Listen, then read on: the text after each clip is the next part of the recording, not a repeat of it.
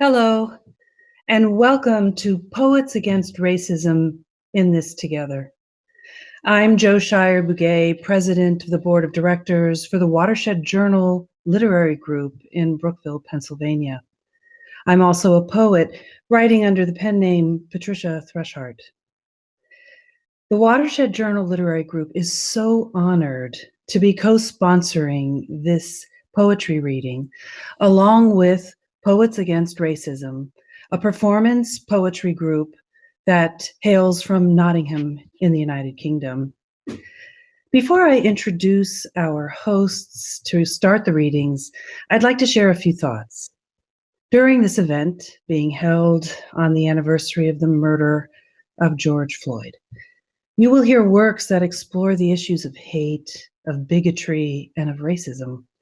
These are tough, sensitive topics, and the emotions they evoke can be challenging, even overwhelming. We ask that you be prepared for images that might upset you. And of course, we ask that you open your hearts to the messages this poetry brings. At the end of the event, we'll provide some ideas for you to explore the important concept of allyship.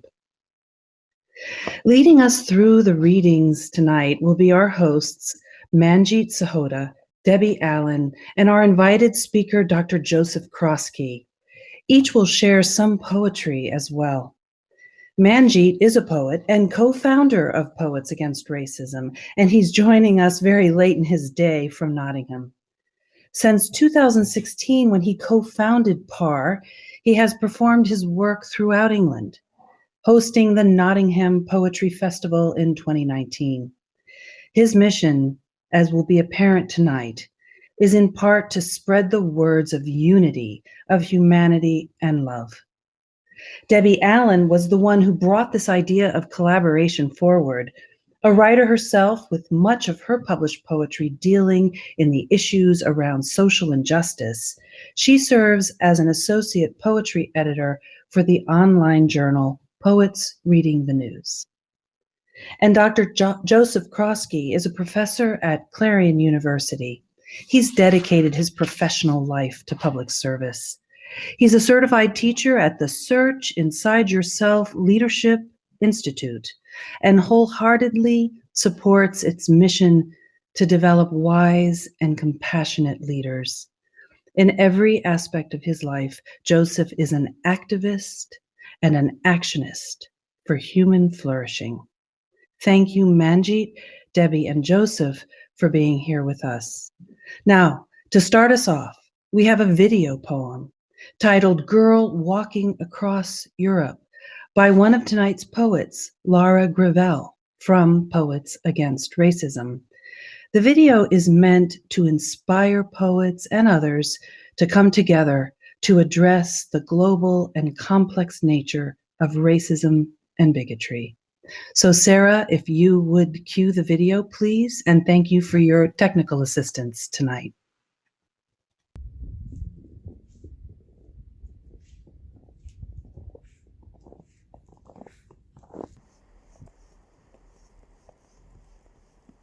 Let's watch a girl walk across Europe. Walk across Europe with a backpack and a cat named Hermione Wab. And as she walks, people join her. Not to tell her to go home, not to warn her off the border, but to give her flowers and biscotti and an embroidered cloak. And to walk with her across the boots of Italy, where the sea captain did not get arrested for saving her from a sinking boat, but was lauded and crowned with roses, where the embroidered girl walks on with Hermione Wab. To arrive at the Austrian border, where she is not sent to a refugee camp, but where the Chancellor greets and gifts her with a handsome horse-drawn carriage, where she rides and parades with a brass band, through a Vienna that throws her kisses, where at the city's edge she gets out and asks to walk on, calling her moneywab to her side. Walking across the Danube with blue in her hair, and honey on her lips, where she waltzes on copper skin shining, singing an ancient chant.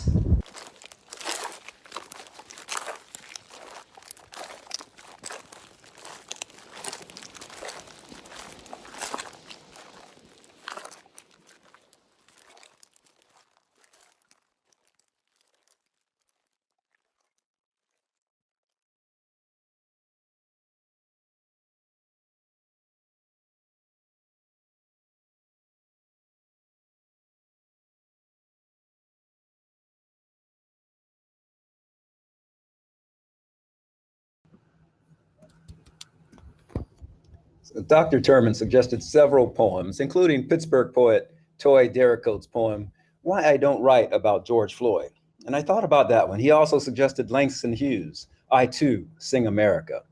I liked another poem, A Small Needful Fact by Ross Gay, in memory of Eric Garner, reminding us to recognize that his hands cared for beans and planted flowers that make it easier for us to breathe. Wayne Swanger shared a powerful poem, but I'll read Minor Miracle by Marilyn Nelson.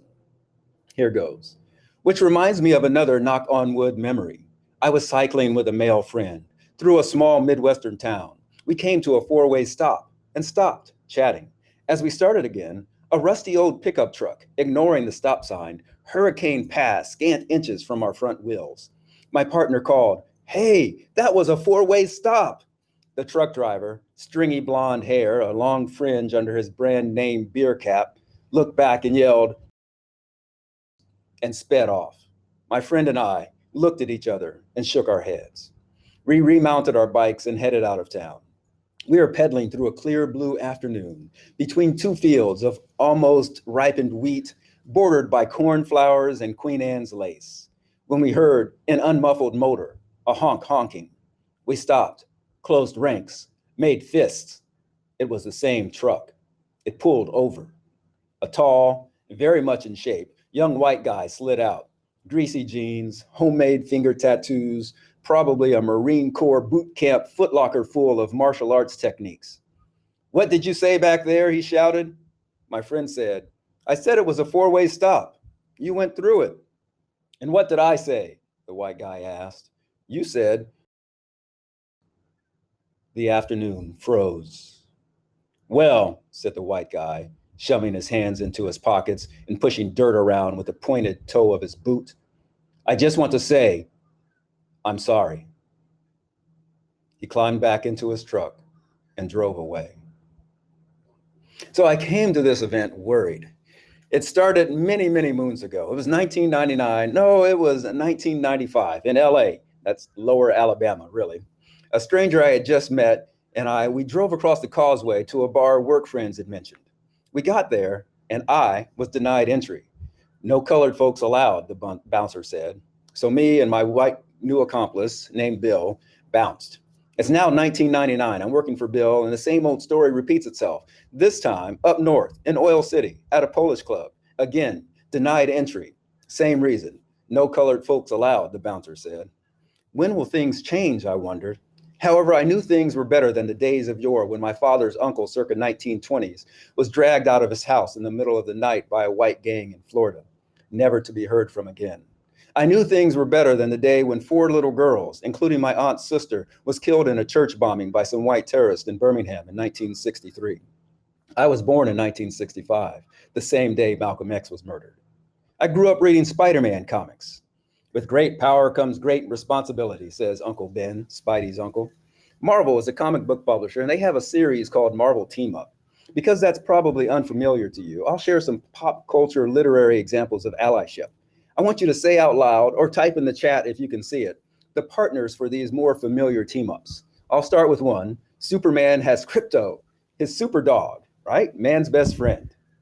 There's Batman and, just say them out loud, Wallace and, even though I can't hear you, Tom and, I see some coming in the chat, Ben and Jerry's for that matter. There's Laverne and, right? The Lone Ranger and, Sherlock Holmes and there's Captain America and the Falcon. And that's great because Marvel was teaming Black heroes and white heroes together, fighting for truth, justice, and the American way. A side note, Cap's first partner was Bucky, who was crucial in fighting with the Allies to defeat Nazism. Fast forward, it's 2020. Northwest PA decides to unite against the injustices of the George Floyd murder. We've come a long way. Just the things that I know about include Clarion University creating a class on anti-bias and anti-racism, just as the University of Pittsburgh did. Theirs was mandatory. Our university and others created LibGuides, resources for anti-racism that include books, videos, research, and more. Clarion University had a vigil, and so did many nearby communities. Indivisible Rise helped with rallies and vigils. Facebook groups sprang up, including Empowered for Change and the Hub for Progress, where you can see announcements about workshops and other things to combat racism. Other Facebook groups like Clarion PA Protests for Social Justice were created for special events. Groups like the Veterans for Responsible Leadership span local boundaries and others. Several church groups that I'm aware of. There's the Racial Unity Discipleship Group in Clarion area started by Trent Kirkland. In Oil City, Jeffrey Polly and Kay Gordon Brewster started Together We Can. They're still holding Sunday supper events, and they've got a scholarship for youth for social justice. Sisters Tina and Marion out of Oil City hold book clubs, and one book they did was Waking Up White, and they've done other activities. There's been a multitude of events by the Jewish Community Center of Greater Pittsburgh, the Center for Loving Kindness, and the Episcopal Diocese that I belong to, of Western New York and Northwestern PA, held Sacred Ground, and they also formed the Commission to Dismantle Racism. So many more events, I don't know all of them, but I think that in light of all these events for allies, we can believe that a change is going to come. We can rest assured that, in the immortal words of Bill Withers, you can lean on me when you're not strong, that together we can overcome. Together we can build relationships. And so let's close on that idea of building relationships. Allyship is built on relationships, and relationships are built on connection. Now, I'm working on this. Lord knows I need help in this area some places. Nevertheless, I'm about to share a practice that's good to keep in mind when working to enhance relationships and the ability to talk to strangers, like social scientists like Malcolm Gladwell and others have exhorted us to do. So here's one way that my wife Sunshine and I practice to develop these bonds with strangers and friends and family. First, if you will, take with me 3 deep inhales and exhales. Just breathe in. Exhale a little bit longer. 2 more times. Inhale and exhale. And 1 more time. Inhale and exhale. And just doing that changes my sense. And if you start the day with these thoughts, and why? Because these thoughts become things. Thoughts become reality. When you wake up, and you can do it with me now to practice, put your hand over your heart and say to yourself, may I be happy. May I know peace. May I know love. And we encourage you to greet each person you encounter with similar thoughts in your mind. Now bring to mind a person, a friend, a loved one, the person behind the mask at the store that you saw today, and think about that person, knowing these things about them. This person has suffered just like me.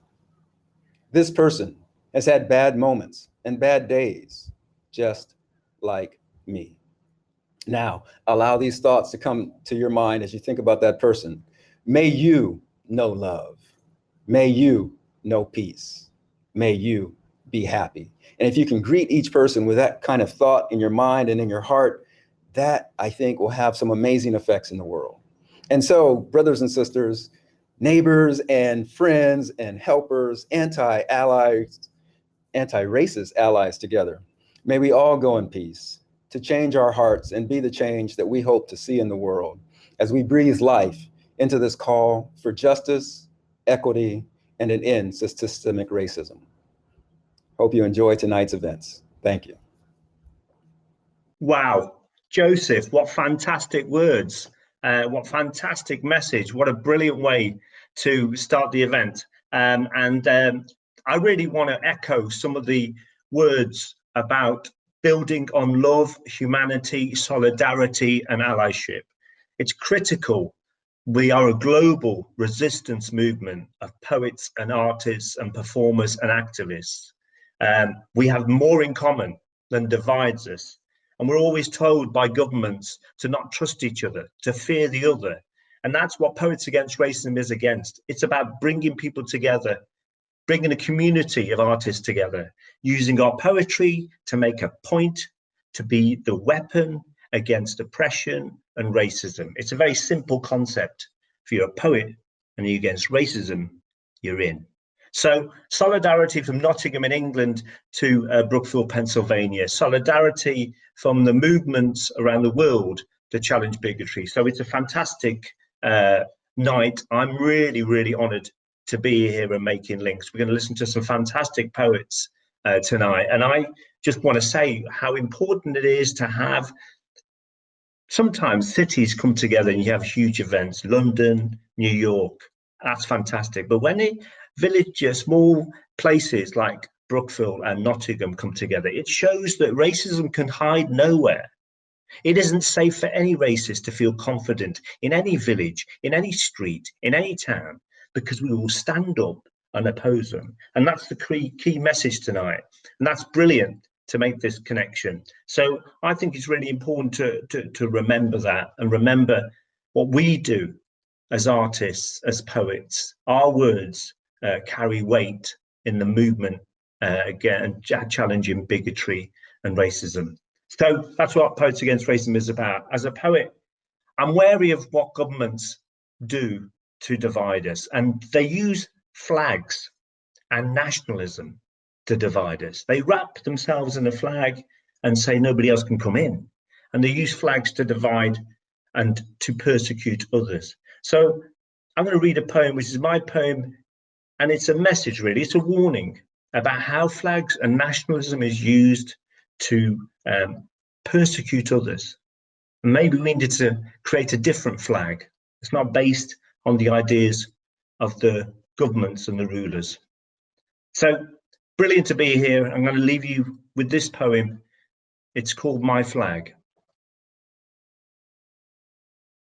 My flag has no edge or borders. It doesn't make me stand up, salute. It doesn't give me orders. My flag is the colour of a bloodstain, some lost in battle, some still in vain. My flag is not a football slogan or a reason to learn to hate. My flag is the difference in humanity, something to celebrate. My flag is for my children and for your children too. My flag is for the many, not for the privileged few.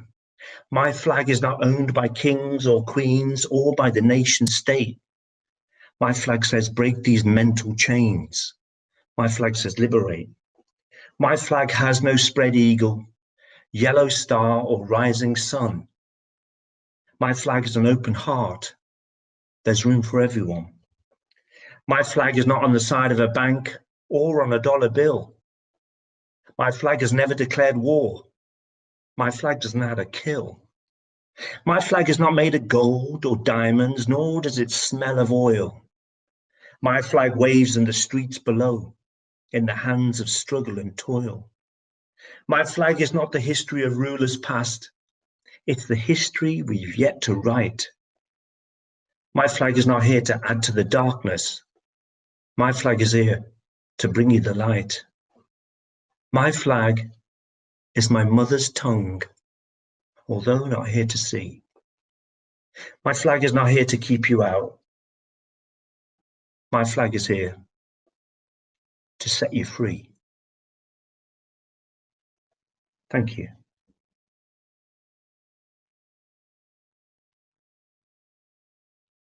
And beautifully, we'll now move on. Hi, everyone. And Manjit, thank you so much for that. It was beautiful. My favorite line was, my flag is an open heart. There's room for everyone. I think that was so poignant given the way the American flag was used at our Capitol on January 6th. So I really appreciate your poem. I'm Debbie Allen. Before I read my poem, I want to say thanks to some people. I want to thank Joe and Joseph for starting us off tonight. And I want to thank Laura Gravel and Poets for Refugees for allowing us to play their beautiful video poem, Girl Walking Across Europe. And I also want to thank Manjit and the leaders at the Watershed Journal who took an idea and turned it into a real event that can generate acts of allyship and solidarity. I'm so impressed by how hard everyone worked in making this happen. So thanks to everybody. Before I read my poem, I'll give you a little background on it. It came together from several circumstances. I was part of a Rinchi cycle where one poet takes the line from a previous poet's, the last line from a previous poet's poem, and uses that as their first line of their poem. So the line I inherited was "the leaves had gone away." And for me, this line sort of signified the way that the George Floyd murder and the recording of it by Darnella Frazier laid bare systemic racism in a new way, kind of exposing white Americans to something they'd been able to disregard, I think, for too long, many of them.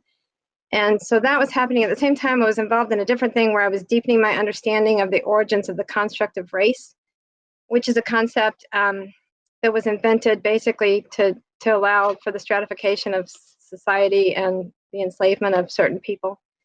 And I was also thinking about the Human Genome Project and its findings on race, which essentially are that people of different races actually are closer to each other genetically than people within the same race. So anyway, all that went into my head, and from that I wrote this sonnet. The leaves had gone away. The leaves had gone away. By shaggy shard, gray bark fell free, and rests where veed roots thrust. The cambium, yet festering, was carved through. Sapwood circles blood to surface rushed. Stark naked heartwood will decay and must endure the truth. Our sameness science proved. For method, replication lies with us. Might we exploit a globe's collective mood? A calloused core, departed leaves left nude, unliving heartwood, nothing left to lose, survives, surrenders only if removed. How can we fell the mighty ancient ruse? Let's bud anew, relentless, and embrace the other. Science says there is no race.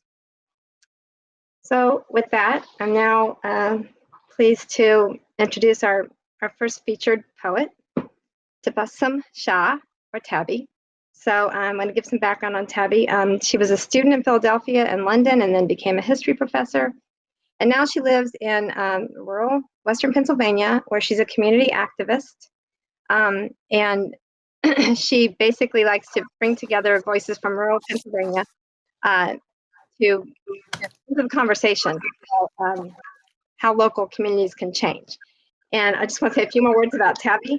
As a young teen and a child of Pakistani immigrants, she used poetry as a way to get through her feelings of feeling different from her peers in Southern Appalachia. And then that emphasis on difference grew to a focus on similarities in humanity across the globe. That's a beautiful thing. And Tabby's now working on a poetry manuscript, and she has published poetry in the Watershed Journal and the Bridge Literary Arts Journal. So welcome, Tabby. Thank you, Debbie, for that introduction. Feel so honored to be here sharing solidarity with other poets against racism. This first poem is called Banned, and as an American-born Muslim, this poem is my reaction to Trump's bigoted Muslim ban executive order, which went into effect at the end of 2017. This order separated families and denied people opportunities to work, to travel, to study, and to seek medical care simply because of what they believed in or where they were from. President Biden has since then rescinded this ban, but this isn't enough to put out the flames of xenophobia and Islamophobia.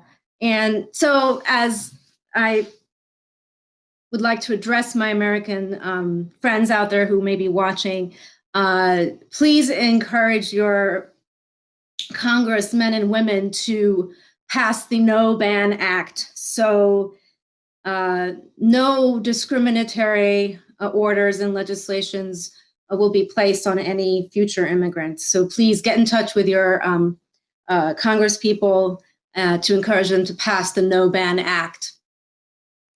So the poem is called Banned. Disbelief and consternation hold me fast as I wrestle with verbal futility.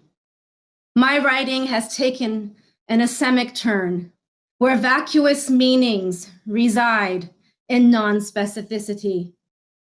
Who will fill in the gaps and interpret these symbols and lines? Text and image fail to fuse into any cohesive unity.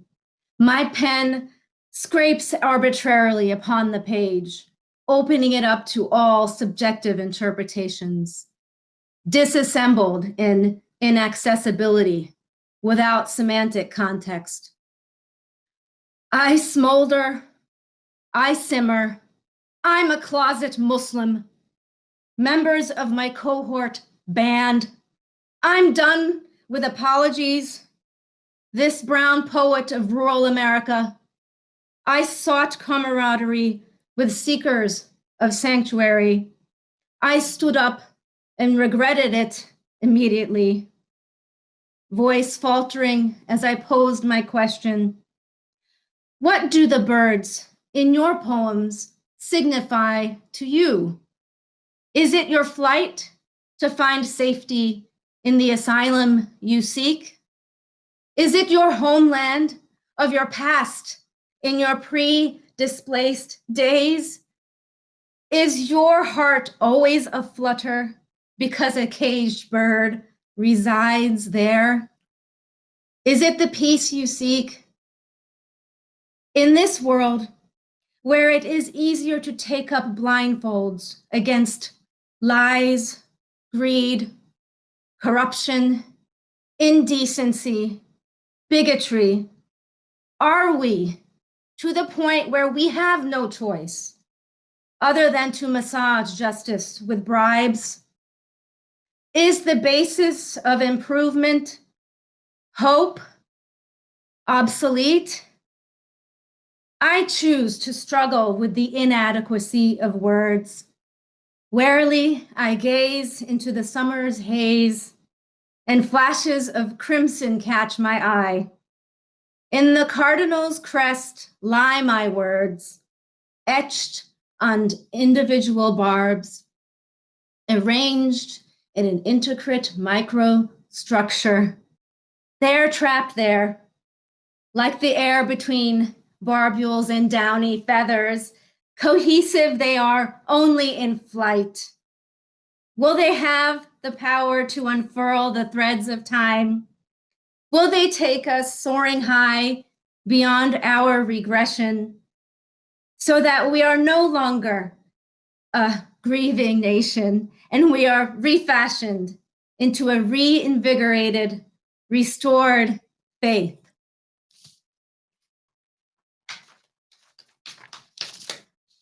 Thank you, thank you, thank you. My next poem. Did I hear Sarah? Oh, my next poem is called The Guerrilla Grandma of Washington Heights. And this is about a prominent African-American scholar, journalist. Her name is Jill Nelson. And in April of last year, she was arrested by the New York Police Department for writing "Trump equals plague" on a building in her neighborhood. So here is the Guerrilla Grandma of Washington Heights. The scholar Jill Nelson wasn't brave. She was merely truth-telling. Trump equals plague on an abandoned plyboarded building, her fingers whitening from the chalk. Shoved and frisked, arrested without reading her rights. Do you have any weapons? They asked.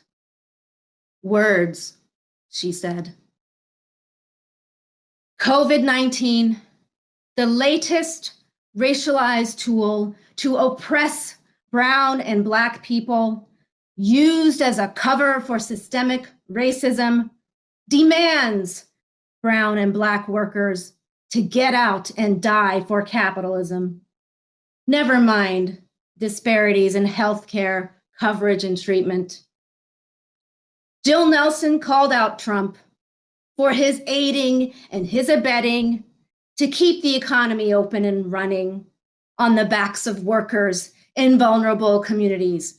How is this just for this neighborhood experiencing one of the highest rates of infection, for cop cars to descend upon Jill Nelson on her walk to secure essentials at the local grocer and drugstore?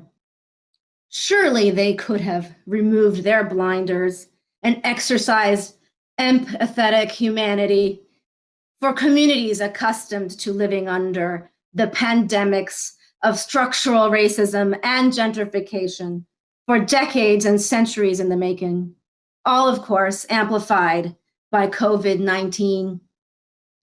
Jill Nelson, soothsayer scholar, demander and defender of humanity, resisted this long open season on people of color.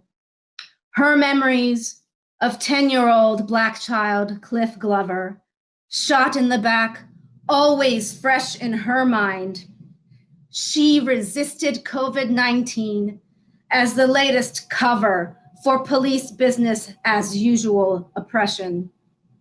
She declared Trump did not have to equal plague, that injustice has indeed overplayed its stay. Thank you.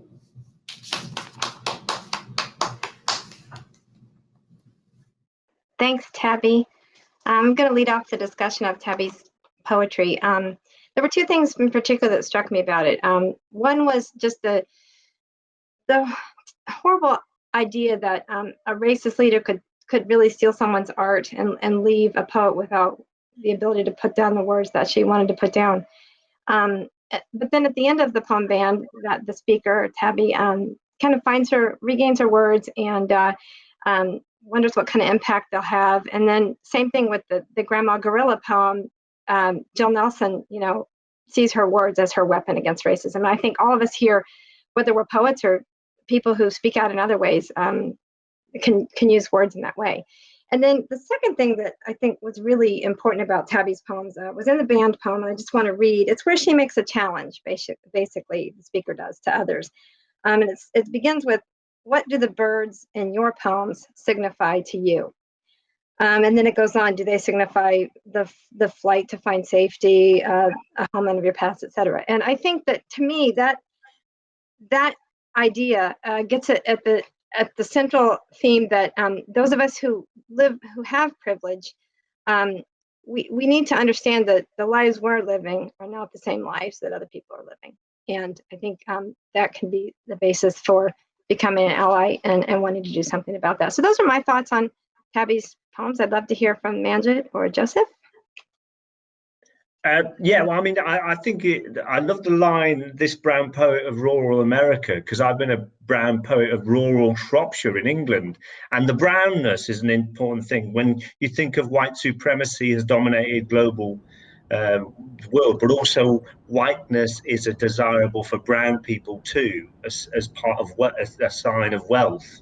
And I love the fact that there's this struggle in that. And I think it's really identity and finding immigrants safe in America and in Britain is the critical point. The persecution of refugees is the pinpoint of uncivilized communities and governments. How refugees are treated, Mexican or Syrian, determines the civilization of nations. So I love the fact it raises the thing about people's rights and challenging governments. People can, and an action plan at the end. Go and ring your congressman. Go and get active. I love that. And so many lines in the other poem that, answering back with, do you have any weapons? Yes, words.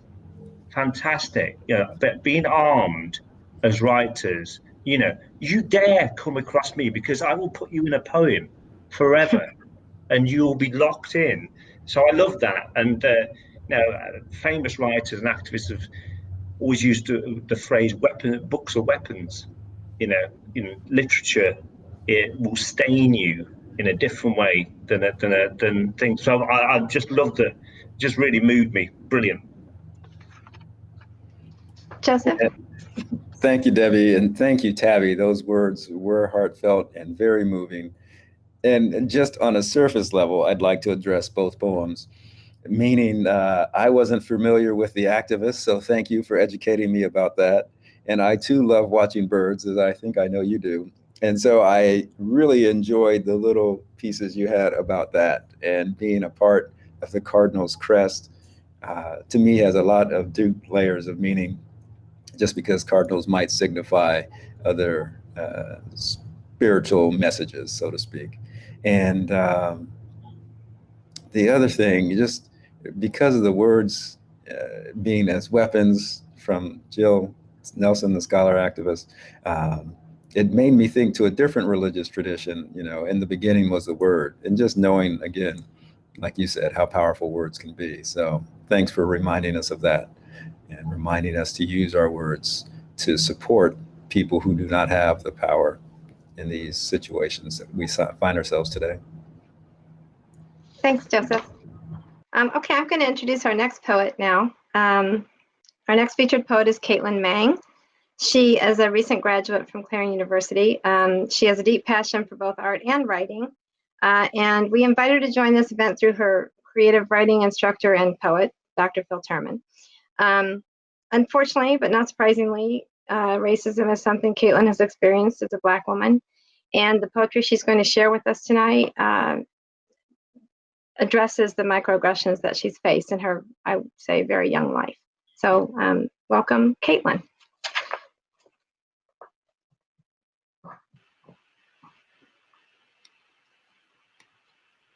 Hey, this is me just to say I sent a thing to Caitlin to pull her up. So Caitlin, if you can hear me, click accept. I did see Caitlin at the beginning, so she was here. She's here. I'm just waiting for the invitation to go through. So also, I want to say, you guys, thank you so much. This just means so much to me personally, to see you and to hear the words that are coming through. I'm trying to fill time, but I also very much mean that. So thank you. We'll give Caitlin just a moment here. It's turned into going to university for me. This is fantastic. I didn't even pay for the course. This is great. free knowledge. But it's brilliant. It's brilliant to have, just to share the emotions and feelings of, when people read and be in the same room. But yeah, technology, eh? Hey, yeah. Here she is. All right, here she comes. I'm off. Hi, Caitlin. All right, so thank you for that lovely introduction, first of all. I really appreciate being able to read for this event.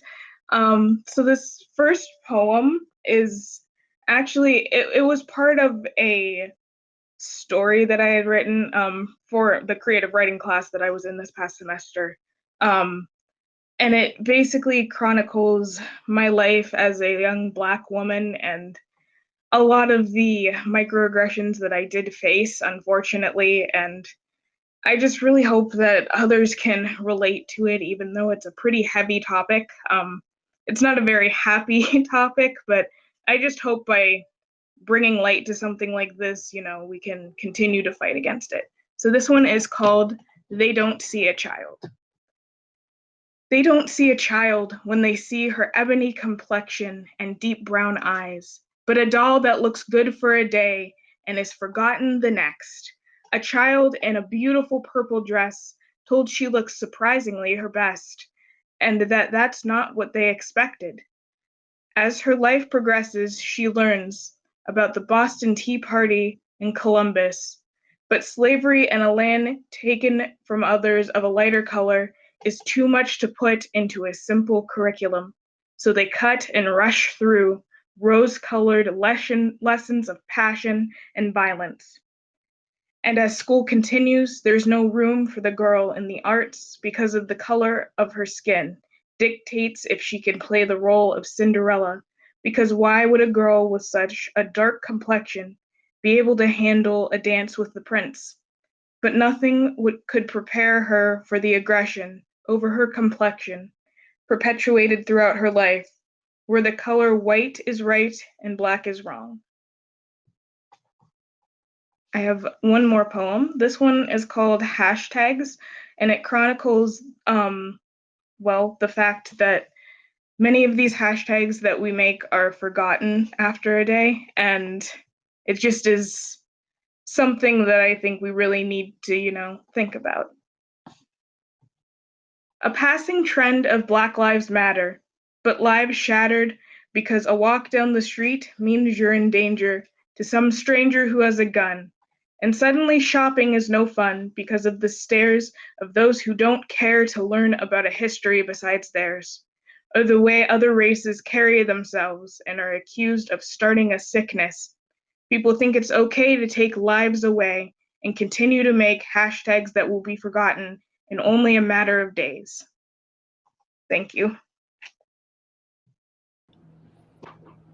Okay, I'll go ahead and start while we're getting Manjit up.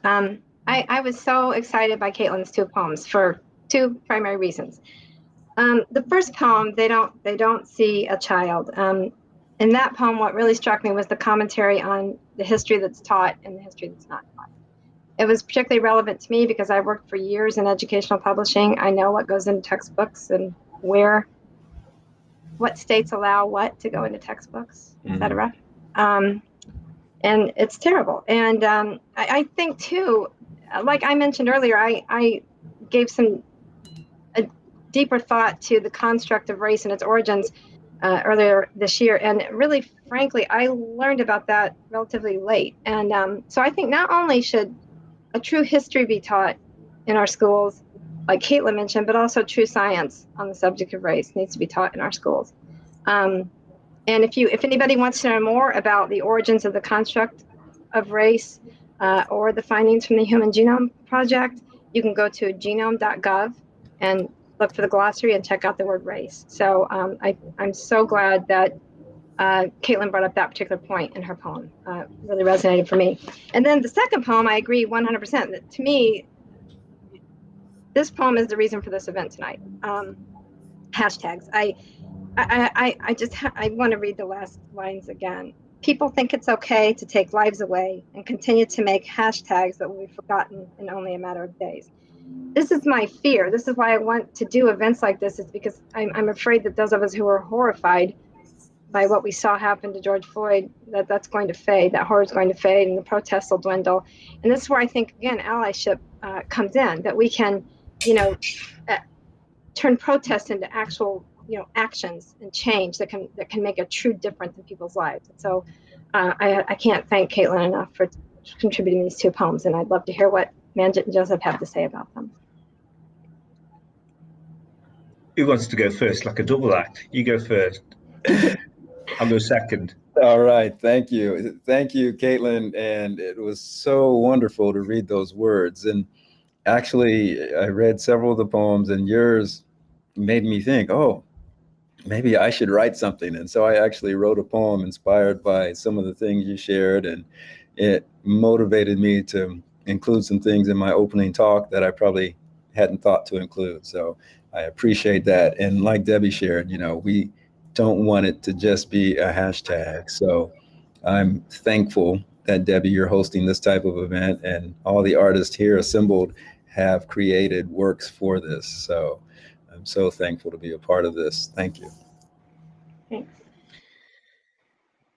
Yes, I mean, I echo the Caitlin's points to ask the question about, is this it? Will we forget? What happens to the next murder? What happens to the next march? Do we continue to march?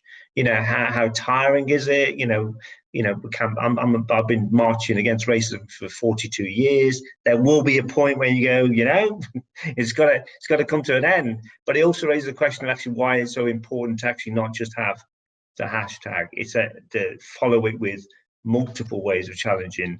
And also the first poem, a lot of time you can write a poem and then lose yourself in it, or be just detached from it. But the heart of it is, why can't I be in every nursery rhyme? Why can't I be a superhero? Why can't I be a princess?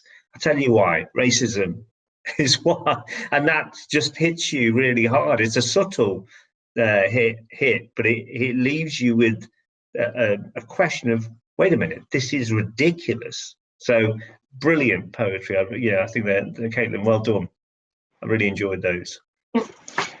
Okay, I'm going to go ahead and introduce our next featured poet. It's Patricia Thrushart. Patricia's a poet and writer. She's had 3 books of poetry published. Her works appear regularly in the Watershed Journal and on the website North South Appalachia.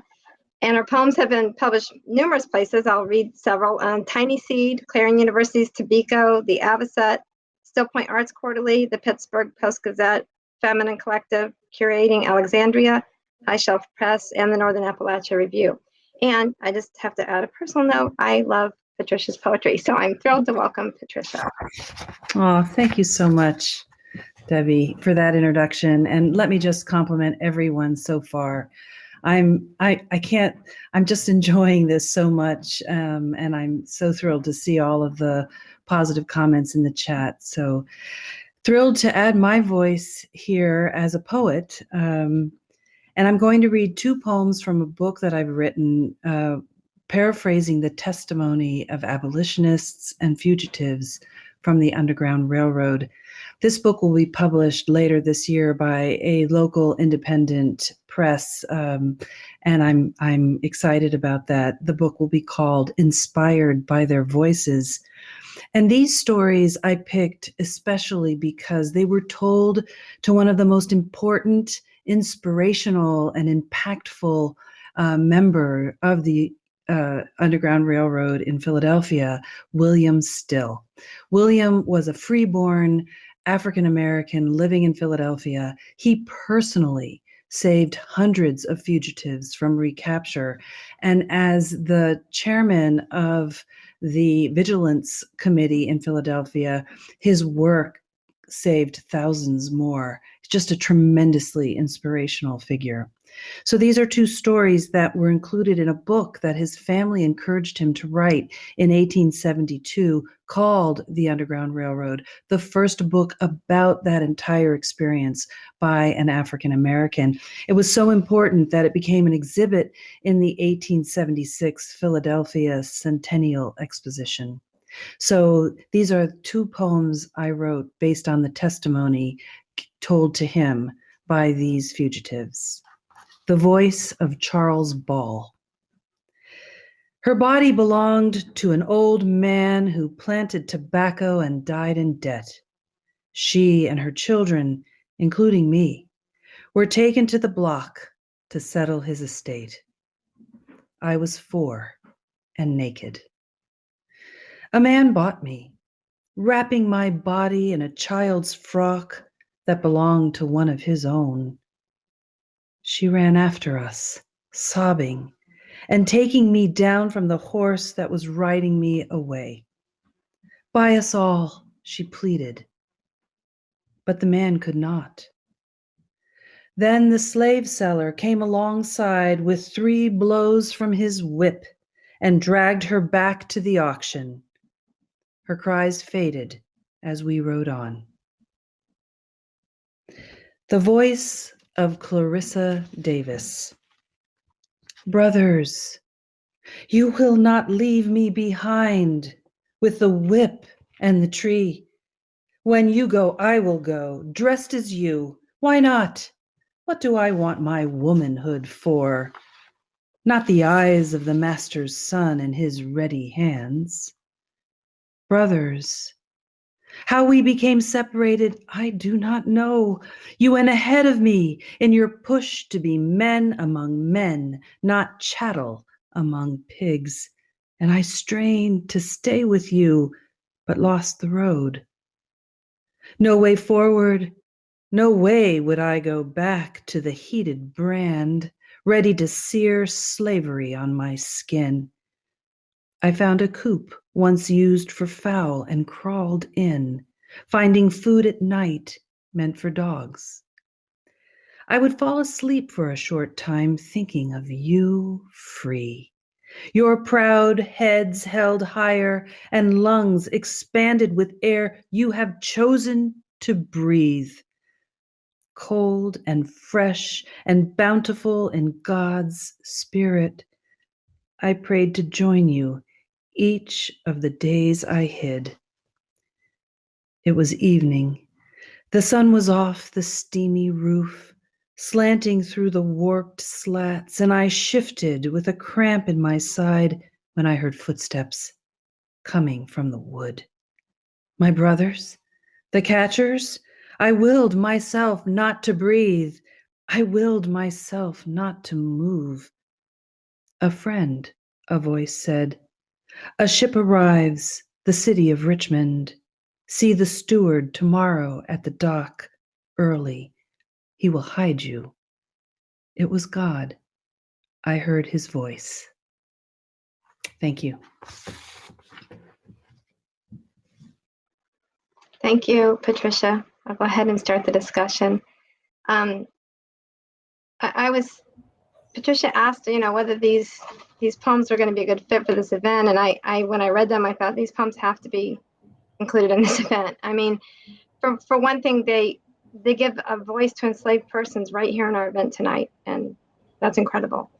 And secondly, I think they shine a light on how long racism has been going on, or its origins here, and so they answer the question of whether racism is systemic in this country. Of course it is. The first slaves were brought here in 1619. So our land has had slavery for longer than it hasn't had slavery, for twice as long.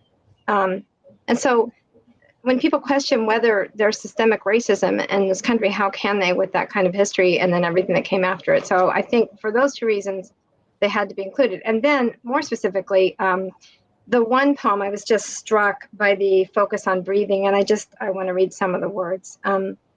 Your proud heads held higher and lungs expanded with air you have chosen to breathe, cold and fresh and bountiful.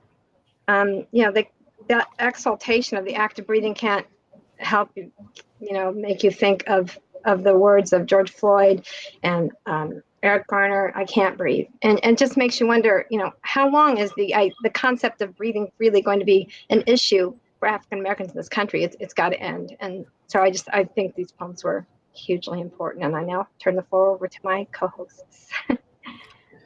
And I'd like to say that I was really struck by the agency you shared with and the term shifts, but we'll call them enslaved Africans, right? And I'll read the words. She ran after us, sobbing, and taking me down from the horse that was riding me away.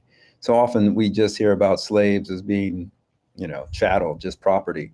We don't know about their personal things that they tried to do, the things that they attempted. And this makes it so much more personal. And the second story as well, showing the resistance, showing the resilience, showing the creativity and the ability of ancestors to resist this enslavement that had been thrust upon them in any way that they could. And if it was just the idea of getting a breath, like Debbie suggested, that was about all that was afforded them. Nevertheless, that was enough to help them continue and be hopeful that a change would come. So thank you very much. Thanks, Joe. Yeah, so important, Joe, to take ownership of taking a voice and be brave enough to take that voice and bring it to life and stand with it. And a lot of the time, there's a big debate about whose voice you use in poetry. I think when it comes to solidarity, you bring everybody's voice forward because you're showing your compassion. You're not replacing the person. You're a poet raising a flag, raising that voice and bringing that voice back and say, if they didn't have the right to speak, then I'll speak on their behalf because the fight's still here for justice. So that comes across really strong, and it reminds me a lot of debates, discussions we have when people write as a poet on behalf of other fighters and people who have struggled in the past. I think it's so important to go, we are all in it together. You know, we all qualify to be a good human. So therefore, that's why we're writing. So brilliant, you know, and I really like the intensity of it. And again, beautiful written poetry. Wow. We'll steal a lot of this tonight. Back to Britain. Great. Okay, I'll turn it over to Manjit now to introduce our next featured poet. Yes. Okay. I'm going to introduce two poets, and the first poet I'm going to introduce is Emeka, known as AKA True Colours. Now, True Colours is a poet, a writer. His poetry is really quite intense. He's written a book. He's got out, Outspoken, just out, fresh off the press of Outspoken. It is available to get on Amazon. I thought plug his own book for him, and I'm always honoured to have him part of Poets Against Race event. He's always been a true soldier in terms of going, yeah, when do you need me? How can I get here? Sometimes we have so many technical problems to get together, but most of the time it works. Emeka, are you there? I'm here. Can you hear me? I can hear you. Can you put your camera on? That'll be great. I thought I had, but somehow it's you're such I know. Sorry. What a beautiful man. What a beautiful sight. Right. Behave yourself. Ladies and gentlemen, let me just True Colours. Turn the lights up a little bit. Is that better? Hello everybody. Hope you're well. Sorry about the technical issues. Not going to talk too much. I'm going to go into the first poem. This first poem is called Union Jack. I'm a British Nigerian descent. I go by the name True Colours. This is my clothing label, True Colours Clothing. And Manjit kindly has showed you my book, Outspoken, which I'll be reading from in a second. So this first poem is called Union Jack. And I was born in the 70s, grew up in the 80s. And the Union Jack was very prevalent with the BNP, the National Front. So one of the things Union Jack stood for to me was quite negative, where a lot of people classed it as pride, but it was to do with white power and Doc Martens and skinny jeans and skinheads. So this poem kind of comes from there, and it's called Union Jack. I only conform when we can form unity in the community. There's too much immunity of empathy, insensitivity with the propensity to claim cities and countries. As long as you're comfy and your ride ain't bumpy, shitty attitude, lack of latitude, you claim to love Britain, but there's no union in your Jack. There's only one colour in your flag you care about, though you'd never admit it, because that wouldn't be British of you to say sorry, genuinely admit fault. No, you're sour as salt. You'd rather apportion blame like they're all the same, like they're one of our own, as though they were Harry Kane. What's wrong with all of us being one? What's wrong with your tongue? Mad Maxing cards out, getting into debt, pressure makes you sweat, vexed at the next person who doesn't sound or look like you. I mean, look at you. If you're supposed to be a superior race, why are you at football matches spreading hate?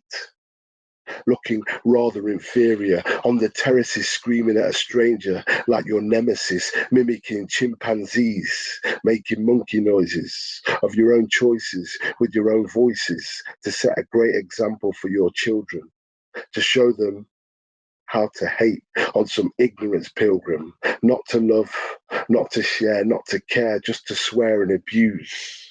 You losers, educate yourselves and read books. You look so dumb, but right now, and that's the irony, you're supposed to aspiring to be. Worse than the skin you've been foolishly taught to hate, or because you stood with your mates doing the same thing at the same time and you think you're all of the same mind. Part of first world property, A brain cell between you is like winning the lottery, no chance. Marching to the beat, no dance. You have no rhythm to go with the flow. You're just part of a Muppet show. With all due respect to Kermit, you're a skirmish on good British people. You're actually evil, and you think it's good. And if that makes you angry, good.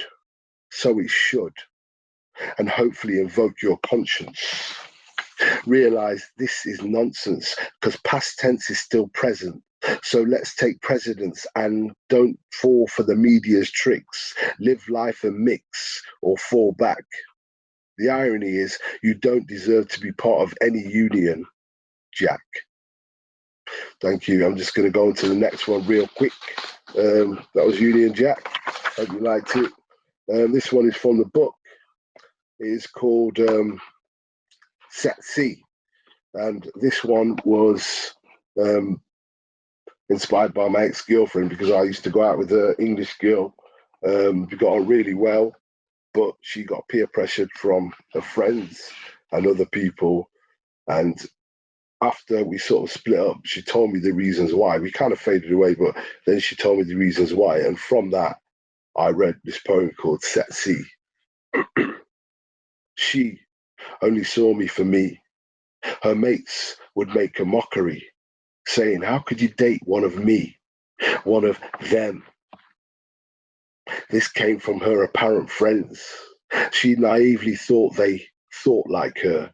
Thoughts of their prejudice had never occurred until they realized their boyfriend was black. To her, it was not a fact of any matter. As a matter of fact, they did not concur. Keeping it white is what they prefer. Refer to her as black meat, then see me, greet me, and meet me. Have no inkling I know of their deceitful ways, of which I hate. But I must play the game. She held so much back to protect my back. And I didn't think your boyfriend would be black. Why did you go and do that? Now you're going to be known as Baby Spice because you're damaged goods. You know, you're going to get damaged good. He's going to break you in two. He's going to cheat on you. All black men do. You know, they're partial to domestic violence too.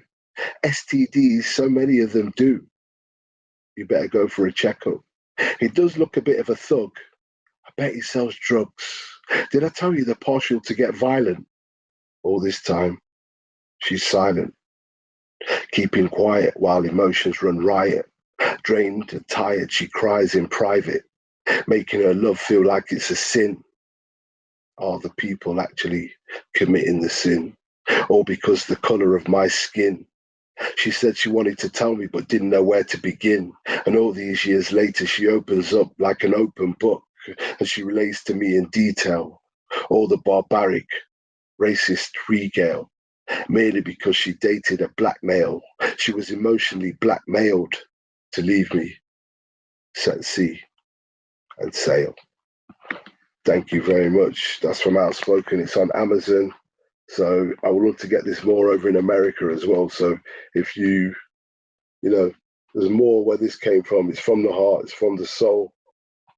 Show your true colours. Peace and love. Excellent. Thank you, Emeka. Thank you. True colours. Thank you very much. Superb every time. Always an honour to listen to you. And I'll start up by saying you sometimes have to lie down in a dark room just to be able to absorb Emeka's poetry, wordplay, clever use of comedy to lure you into a sense of security and then hit you really hard. I love the play on the Union Jack and using the Jack as the commonest English name and the no union existing at all. It's very easy to draw yourself into the poem, and that style is believe me, is electric on stage. And I really like the fact that it draws on personal experience, personal hurt, you know, in terms of the set C, in terms of the stereotypes of black men and being brave enough to go, these are the stereotypes of being a black man, and the stereotypes that we need to put into address and reverse them. And I think both poems leave you without any doubt of what Emeka believes, and you're drawn to want to know how do we get hold of the book and how do we get hold of the rest of the poems. But just I'd like to get some comments and feelings from Joseph and Debbie. Go ahead, Joseph. Yeah, I really enjoyed reading these poems and hearing them spoken tonight. The lyrics, as you said, as long as you're comfy, your ride ain't bumpy. That's really what happens. People just get accustomed to their ways, and it's just been the way it is. I know in rural northwestern PA where we live, most people aren't accustomed to being around brown people of color. And so they just assume that their ride is the right way, without understanding what other people are going through. So those words about that and how hard it is to change. And that's from the Union Jack. And it harkens to things that are going on today, with the national anthem singing and all those kinds of controversial things that are going on in sports. And Set C, that's perennial, I think, challenge that interracial couples face. It used to be against the law, and some of those stigmas still are maintained today. And writing about that, I hope, will help other people to see that their prejudiced friends aren't true friends, just like you said, right?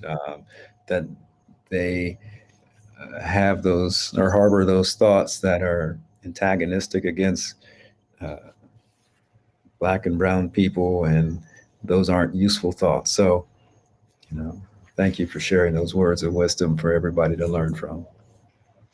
Yeah, I agree with what you two have said, and I just want to say a couple of things about each poem. The line from Union Jack that really resonated with me the most is, what's wrong with all of us being one?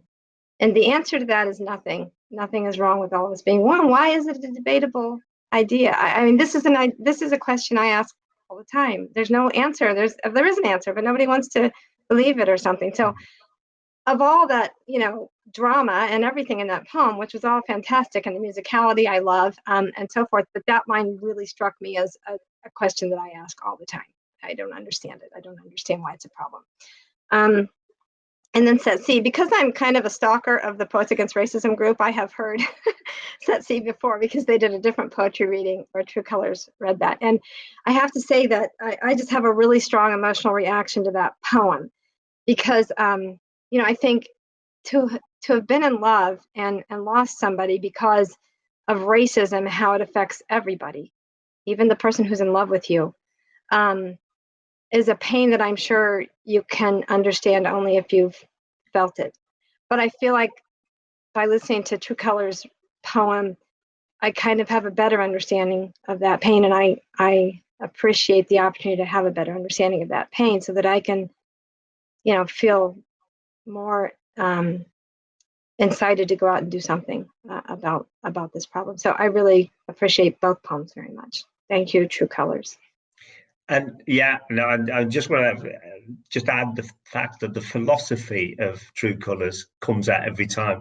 Every poem has a philosophical point and a stopping point, and amazing. Again, I'd like to thank him for being involved. Brilliant. And I think I'm going to introduce the next poet. This is going incredibly smoothly. This is like the Oscars, but even more exciting and more interactive and more diverse. So Laura Gavell is my next poet from the UK, from Nottingham. Laura is a fantastic poet. She wrote the poem Girl Walks Across Europe for Poets for Refugees. She's been a driving force in the poetry scene in Nottingham. She's part of DIY Poets. She's an incredibly talented writer, a blogger, and she's really, I think she's brilliant. And with both of the poets tonight, we really like to show our diversity as Poets Against Racism. So Laura, welcome, and Off you go. Thank you very much, Manjit. I'm honored to be here tonight as an American and a Brit on this collaborative effort to come together against racism, and honored to be able to read my work. My first poem is, I'm originally from Texas, and I do keep up with politics in the US and in Texas to a certain degree. And this is called Texas Freeze Over, February 16th, 2021. On that freezing eve in a winter storm, where nothing was the norm, 18-year-old Rodney Reese was walking home down a Plano street. He'd finished his shift at Walmart, groceries in hand, still had a good ways to go, slipping and stumbling in ice and snow, still had a good ways to go when they showed up and slowed. He heard the shout, saw the colors of the car, felt a shiver run over his memory wars. Remembered what happened too. George Floyd in Minnesota, Eric Garner in New York, Ahmaud Arbery in Georgia, Daniel Prude in New York. Did the cops remember the truth as they told him to stop? That they'd been sent to make a wellness check? Not to be a pain in the friggin' neck, that the state was now a disaster zone of ice and snow, bodies freezing in homes. Did they remember that he was a man? That warnings were given by the weathermen, that warnings were shouted by the BLM? They asked him to stop. He sweated and labored on. If only he could get home or where someone could see what was going on. He peered resolute through the snow, through the dark, and he prayed.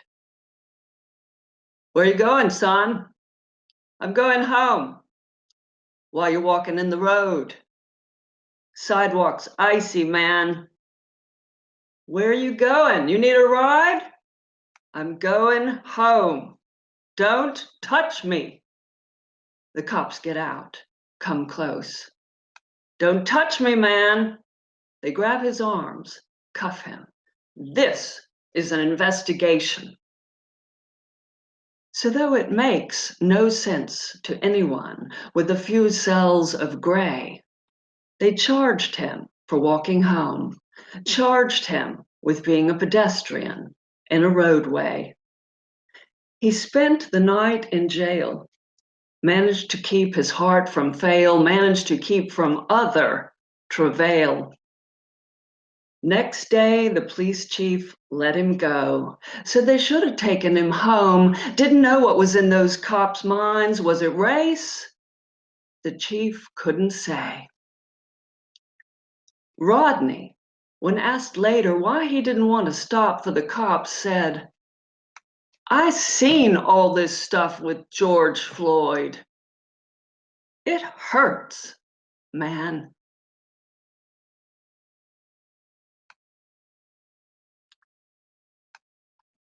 My second poem is called People Are Looking. It is a little more autobiographical and political in a more recent sense, I guess. People are looking. They just keep killing Black men, these self-appointed vigilantes and cops, killing men jogging down the street like Ahmaud Arbery, or men coming out of a shop like George Floyd. And the BLM started marching, and the Trump response sent an Armageddon of armored cops and henchmen to attack people who were not armored, who were protesting the murders of Black men, a Star Wars attack on regular people, and the protesters march, wearing COVID masks, march through those streets, through smoke and tear gas, and the robotic cops bear down, brutalize, and my mind races to find the puzzle pieces because I seem to have missed something. 1968. I am 7. I walk into a church in East Austin with my brother, mother, sister. Moselle, who cleans our house and takes care of us kids, invited us to her daughter's wedding. And when we walk in and walk down the aisle and sit down, my heart begins to thud because people are looking, then not looking at us. We are the only white people there. 1988. I am 27. I walk into a church for the wedding of Sarah. She is a friend, a co-worker, a fellow accountant at the state auditor's office. And when I walk in and walk down the aisle and sit down, my heart begins to thud because something is similar, something is wrong. People are looking, then not looking at us. We are the only white people there. 2020. And my mind races to find the puzzle pieces as a despot's robot army marches on people who are protesting the murders of men, murders because of the color of their skin, an obscene scene of spleen sent by a president who is more mean than man, sending a smokescreen to make a show that is the only way he knows. And my heart thuds and my mind races to find the puzzle pieces. 1968, 1988, 2020, and I look back and ask, Sarah, where were the other people from the office? Why did none of them come to your wedding? During work days, we all worked together. During lunches, we ate out together. During out-of-town audits, we traveled together. My God, Sarah, I remember back then, I heard one or two excuses, busy, kids, but most had no kids. Most of our co-workers were single and white. Oh, Sarah, how blind have I been? Wow, Laura, thank you. Absolutely fantastic. And again, both of the poems, an incredible emotional journey in both. Again, to take the voice and remind people of actually the brutality of what happens in experiencing being followed by any police force or having the right to walk down the street. I could feel the cold frozenness in the words in the first poem and the fear and dread. The line, did they remember that he was a man? Just that the right just to be a person and have the right to walk down the street, again, echoes all the way through. The second poem for me just is exactly what tonight's been about, is remembering, that we all are a part of bringing stories forward to identify the vision for us all, is to build solidarity, allyship and links together. And it really beautifully, describes that feeling of being on the outside and the feeling of actually why that experience is a daily experience for people. But just the title of that poem, People Are Looking, reminds me of all my childhood conversations to my mother. Mother, don't bring the food out. Don't bring the chapatis and the curry out, because they'll attack us for our food. And all that fear of just being attacked. But, Laura, I'm so happy and proud of having a part of Poets Against Racism as a poet. I think she's an incredible writer. So, yeah, I'm biased. Hooray! So, what do you guys think? Well, again, I had heard Laura read her first poem before. This time, though, I really paid attention to that last stanza. And it's, so here's Rodney Reese. He's being asked, why didn't you stop when the police officers told you to? And, he didn't because he was afraid. Well, then the police officers arrest him, maybe because he didn't stop. I don't know.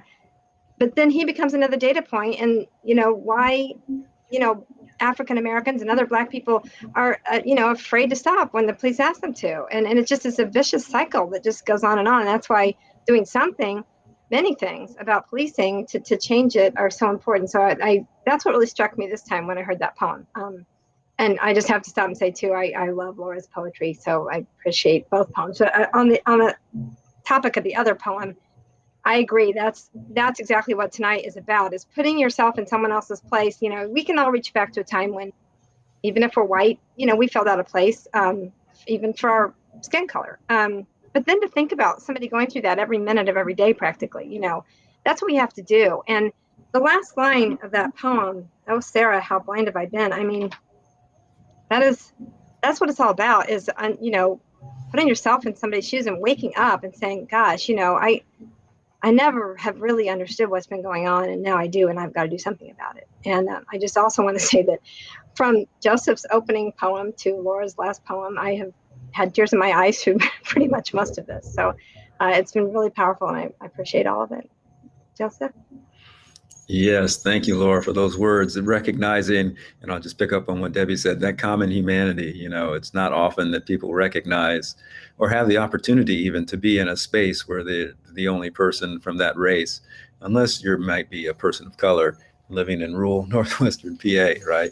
And so it's very beneficial for people to see those other perspectives and have a sense of that, so that they can walk a mile in that other person's shoes, so to speak. And the way you illustrated it in the first poem about the gentleman and his last lines, I again agree with what they said. You know, you made it clear that it's fear that causes most people, Black people, people of color, brown people, to, you know, behave in ways that the police think are either aggressive or criminal, just because we're scared that we might get stopped. And I I really like the line. Now I can't find it, but basically it was about, if you've got enough brain cells to think about it, a few cells of gray, I think is what you said. And yes, so thanks for the wonderful storytelling and bringing to light these challenges. Thanks, guys. And I think we're going to hand it back over to Joe at this point. Brilliant.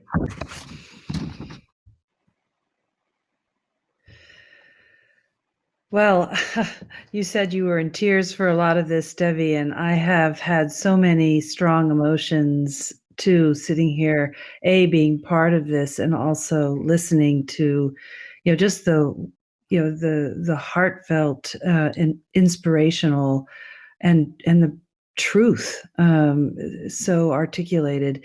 It's difficult to be the one to close after so many powerful words and some very heartbreaking images, but also some very heart-lifting hope.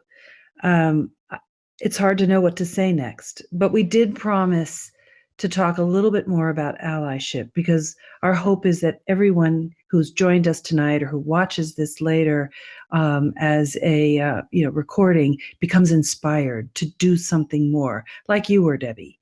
So I really like Roxane Gay's definition of allyship, or what happens next. The writer Roxane Gay, she defined it this way, and I quote, "We need people to stand up and take on the problems born of oppression as their own, without remove or distance. We need people to do this even if they cannot fully understand what it's like to be oppressed for their race or ethnicity, gender, sexuality, ability, class, religion, or other marker of identity. We need people to use common sense to figure out how to participate in social justice." Both the Watershed Journal and Poets Against Racism have put resources on their websites regarding allyship, and these are by no means exhaustive. Any research you care to do would find numerous credible sources on the internet to read, and we hope you do. We are in this together. So thank you, Sarah, for your technical expertise. It only went as smoothly as it did because of you there in the background. Thank you again, Debbie, for bringing us together in this important way on this momentous anniversary. And to all of you who have joined us, thank you. On behalf of our co-hosts, our poets, the Watershed Journal, and Poets Against Racism, good night.